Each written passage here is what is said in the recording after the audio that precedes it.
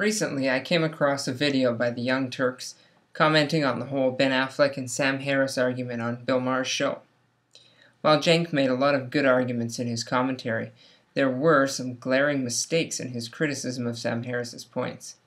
It was a classic case of lazy journalism where someone presents their own assumptions as facts without even bothering to check for factual accuracy. Let's take a look at the clip in question from the Bill Maher show first, and then listen to Cenk's commentary. Just imagine some concentric circles here. You have at the center, you have jihadists. These are people who wake up in the morning wanting to kill apostates, wanting to die trying. They believe in paradise. They believe in martyrdom. Outside of them, we have Islamists. These are people who are just as convinced of martyrdom and paradise and wanting to foist their religion on the rest of humanity, but they want to work within the system. They're not going to blow themselves up on a bus. They want to change governments. They want to use democracy against itself. Those two circles arguably are 20% of the Muslim world. Okay, this is not the fringe of the fringe. What are you basing that research on? A bunch of poll results that we can talk about. Okay. Let's first acknowledge and establish that 20% number totally made up. Okay, Cenk, let's first acknowledge and establish that your accusation that he made up this number, totally unfounded. And you could tell when Affleck said, hey, what poll are you basing that? A series of polls. Really? Which one said 20%? Or how did you combine them to get to the 20% number? No, you made that number up. Okay, let's just be honest about that. No, you assumed he made that up and didn't bother to check, okay? Let's just be honest about that. You figured a number that high was so outrageous you didn't even need to bother doing the math to refute it. Now, there are polls that are really troubling, which they mention later. And here, let me show you one, okay? And this comes from a Pew Research Center. Washington Post wrote an article about it. Share of Muslims who support the death penalty for leaving Islam, okay? Yes, that's the one. That is exactly the bunch of polls that Sam Harris was talking about. That's where his 20% comes from. Thanks for bringing this poll to our attention, Cenk. So let's take a closer look at the Pew Report data and see where this 20% could have come from. Here we have the countries that were surveyed, and in each of these countries they asked the respondents who favors Sharia law as the law of the land.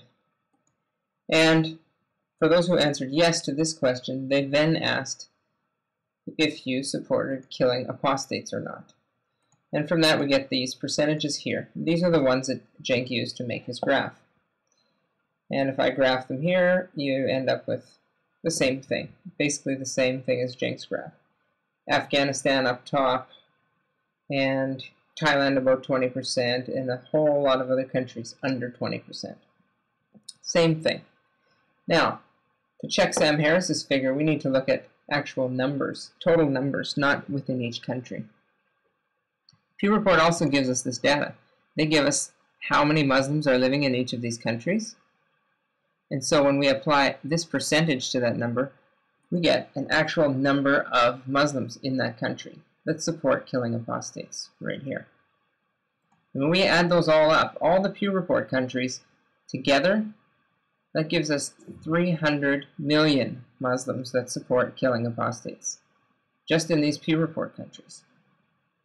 So if we do some simple math on that, with the number that support killing apostates divided it by the total population, total Muslim population, we get 36%. So on average, 36% of Muslims in these Pew Report countries do support killing apostates. It's quite a high number. Now, of course, Sam Harris was talking worldwide, not only these countries. So if we take that same number and divide it by the world population of Muslims, which is just over 1.6 billion, that gives us 18.6%. Pretty close to 20%. So Sam Harris's number was not way out to lunch at all. And in fact, you need to remember, we're only looking at Muslims in these countries that said they support killing apostates. Of course, there are bound to be some Muslims in other countries, not in the Pew Report, that also support killing apostates. So in fact, this 18.6 number is a little bit low and would actually be even higher, possibly even over 20%. So when Sam Harris says arguably 20%, he's definitely in the right ballpark, and this is definitely based on some facts. That 20% number, totally made up. That 20% number, totally made up.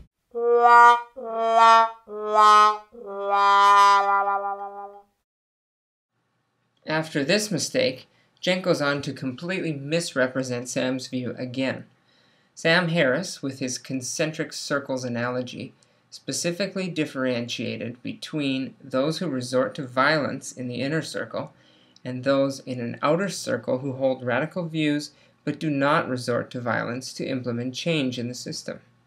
These two circles together make up 20% of Muslims, he argued, not just the inner circle of violent extremists, which would certainly be less than 20%. Cenk seems to have completely ignored this distinction.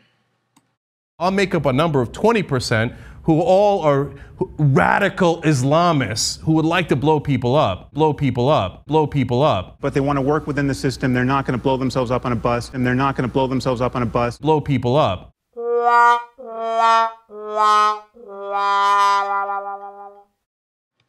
In the future, I hope the Young Turks actually does some research before making a bold claim that a respected scholar like Sam Harris is just making things up. I also hope that Cenk listens more carefully to the finer points of people's arguments and avoids making false generalizations. Thanks for watching, everyone.